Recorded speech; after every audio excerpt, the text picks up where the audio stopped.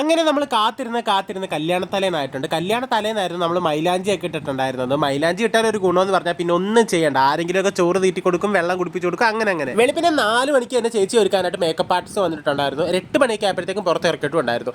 നമ്മൾ ഈ റീൽസിലും ഷോർട്സിലും കാണുന്ന റിയാക്ഷൻ വീഡിയോ അത് പറഞ്ഞ് ചെയ്യിപ്പിക്കുന്നുണ്ടെന്ന് എനിക്ക് നല്ല ഡൗട്ടുണ്ട്. കാരണം നമ്മൾ അങ്ങനെ ഒരു റിയാക്ഷൻ വീഡിയോ പ്ലാൻ ചെയ്തിട്ട് ആർക്കും പ്രത്യേകിച്ച് റിയാക്ഷനോ കാര്യങ്ങളോ ഒന്നുമില്ലായിരുന്നു. എല്ലാവരും ഒരുമാതിരി ബ്ലിങ്കസി അടിച്ചിങ്ങനെ നിൽക്കുമായിരുന്നു. എന്തായാലും ചേച്ചിയുടെ ഫുൾ ബ്രൈഡൽ ലുക്ക് എല്ലാവർക്കും അങ്ങോട്ട് വല്ലാണ്ട് അങ്ങോട്ട് ബോധിച്ചു. അങ്ങനെ നമ്മൾ വീട്ടിൽ നിന്ന് ഇറങ്ങി. അതിനായിട്ടും പ്രത്യേകം ചടങ്ങുകളുണ്ടായിരുന്നു. നമ്മളവിടെ ചെന്നപ്പോഴേക്കും ചെറുക്കൻകൂട്ടരൊക്കെ ഓൾറെഡി അവിടെ വന്നിട്ടുണ്ടായിരുന്നു. പിന്നെ നമ്മുടെ ഡെക്കറേഷന് കേറ്ററിംഗ് സംഭവങ്ങളൊക്കെ സെറ്റാക്കി അടിപൊളിയാക്കി വെച്ചിട്ടുണ്ടായിരുന്നു. നമുക്ക് അതിലായിരുന്നു ടെൻഷൻ, അതങ്ങോട്ട് മാറി കിട്ടി. കല്യാണത്തിന് വേണ്ടിയിട്ടുള്ള നാദസ്വരംകാരെ ചേച്ചി എന്നെയായിരുന്നു ഏൽപ്പിച്ചിട്ടുണ്ടായിരുന്നത്. കല്യാണ തലേന്ന് വരെ ഞാൻ അവരെ വിളിക്കാനായിട്ട് മറന്നേ പോയി. അങ്ങനെ കല്യാണത്തിന് വരുന്ന വഴി വണ്ടിയിൽ ഇരുന്നിട്ടാണ് ഞാൻ അവരെ വിളിക്കുന്നത്. പണി പാളിയെന്ന് വിചാരിച്ചു, പക്ഷേ അവർ ഓൾറെഡി അവിടെ വന്നിട്ടുണ്ടായിരുന്നു. എന്തായാലും നമ്മൾ എല്ലാവരും ഓടി നടന്നതിന് ഒരു ഫലം ഉണ്ടായി. കല്യാണം അതിഗംഭീരമായിട്ട് അങ്ങോട്ട് നടന്നു. അവരുടെ 7 വർഷത്തെ പ്രണയവും സഫലമായി. അങ്ങനെ അവസാനം കരച്ചിലും പിടിച്ചിലും ബഹളമൊക്കെ ആയിട്ട് ചേച്ചിയെ പറഞ്ഞു വിട്ടു. Love you guys and by.